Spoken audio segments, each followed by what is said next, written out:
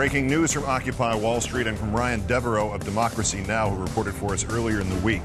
The timestamp on this was at 16 minutes past the hour of 8 o'clock Eastern. Broadway and Wall Street. Protesters attempted to enter into Wall Street. Police pushed back. Fights started. Fights ensued, randomly pepper spraying the crowd. Horses came out. More police showed up. Arrests were made. At least 20 people in the eye line of Ryan Devereaux. Barricades knocked down. Unclear what's going to happen next. Obviously, we'll keep you posted as we can.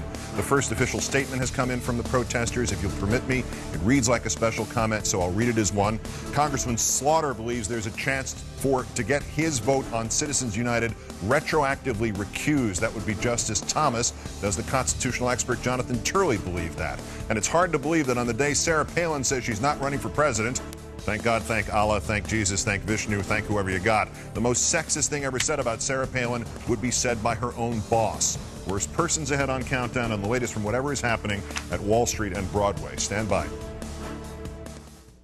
As we continue to follow the reports of at least 20 people pepper sprayed in the aftermath of the peaceful march of 10 to 20,000 people in downtown New York tonight, and other arrests and horse-drawn or horse-riding policemen entering a crowd. We're continuing to try to get further details on what's happening at this hour on Wall Street. There's been 19 days of talk about Occupy Wall Street until now. There's not been a formal message from its protesters until now. What we believe will be the first reading of the first declaration by the General Assembly at Zuccotti Park, and we'll do that next.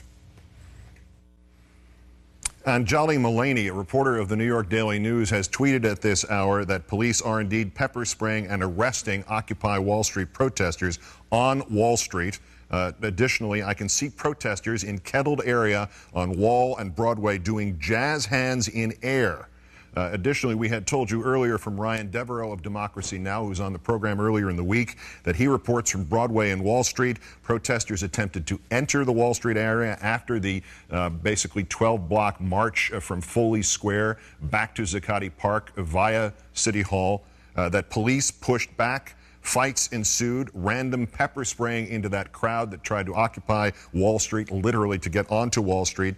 Police on horseback came out. More police showed up. Arrests were made. And Ryan Devereaux said he personally saw at least 20 people arrested. Obviously nothing close to the 700 at Brooklyn Bridge on Saturday, but barricades were knocked down. And so after an extraordinarily peaceful and accomplishment-filled day for the Occupy Wall Street protesters, as night falls in New York, it's an entirely different scene, and we're going to continue to provide you with details as they come into us here at the control desk. For the whole of the time that the Occupy Wall Street protesters have been making their case for a sea change in the way we Americans permit big business to draw and quarter and circumscribe our lives. Media, too corrupt or too dense to understand anything more complicated than whether the blonde is missing or the verdict is guilty, have parroted, "What do they want? What is their catchphrase?" In our third story, it is not a catchphrase, but it is a declaration of what they want. That the document, which I will read in full in a moment, is not a list of laws to be repealed nor politicians to be elected, may only confuse the precocious ninth graders now passing for TV anchor newsmen these days. But the absence of the kind of painted footsteps with which they used to mark the floors of dance instruction studios is, in a way, breathtaking. The 2x4 that Errol Lewis described. It implies that there is so much to change, that such a tipping point has been reached, that some easy-to-apply band-aids just are not going to be enough. And it implies that the commentators and politicians and moneyed interests that do not come to understand the scope of what must change will be without influence and without power before they realize that the change has happened. So with that as preamble, here is formally and finally what Occupy Wall Street says and wants. It is, in essence, their special comment. As we gather together in solidarity to express a feeling of mass injustice, we must not lose sight of what brought us together. We write so that all people who feel wronged by the corporate forces of the world can know that we are your allies. As one people, united, we acknowledge the reality that the future of the human race requires the cooperation of its members, that our system must protect our rights, and upon corruption of that system, it is up to the individuals to protect their own rights and those of their neighbors, that a democratic government derives its just power from the people.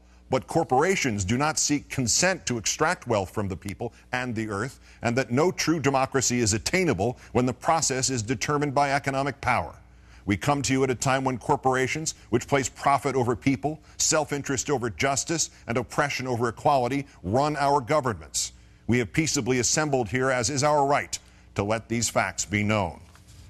They have taken our houses through an illegal foreclosure process despite not having the original mortgage. They have taken bailouts from taxpayers with impunity and continue to give executives exorbitant bonuses. They have perpetuated inequality and discrimination in workplaces based on age, the color of one's skin, sex, gender identity, and sexual orientation. They have poisoned the food supply through negligence and undermined the farming system through monopolization.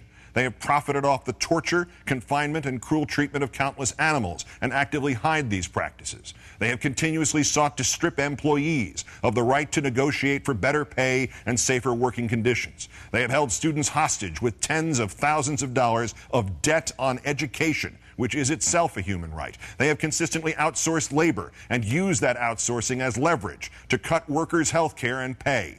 They have influenced the courts to achieve the same rights as people with none of the culpability or responsibility. They have spent millions of dollars on legal teams that look for ways to get them out of contracts in regards to health insurance. They have sold our privacy as a commodity. They have used the military and police force to prevent freedom of the press. They have deliberately declined to recall faulty products, endangering lives in pursuit of profit. They determine economic policy despite the catastrophic failures their policies have produced and continue to produce. They have donated large sums of money to politicians who are responsible for regulating them. They continue to block alternate forms of energy to keep us dependent on oil. They continue to block generic forms of medicine that could save people's lives or provide relief in order to protect investments that have already turned a substantial profit. They have purposely covered up oil spills, accidents, faulty bookkeeping, and inactive ingredients in pursuit of profit. They purposefully kept people misinformed and fearful through their control of the media. They have accepted private contracts to murder prisoners, even when presented with serious doubts about their guilt. They have perpetuated colonialism at home and abroad. They have participated in the torture and murder of innocent civilians overseas. They continue to create weapons of mass destruction in order to receive government contracts. To the people of the world, we, the New York City General Assembly, occupying Wall Street and Liberty Square, urge you to assert your power, exercise your right to peaceably assemble, occupy public space, create a process to address the problems we face, and generate solutions accessible to everyone. To all communities that take action and form groups in the spirit of direct democracy, we offer support, documentation, and all of the resources at our disposal. Join us and make your voices heard.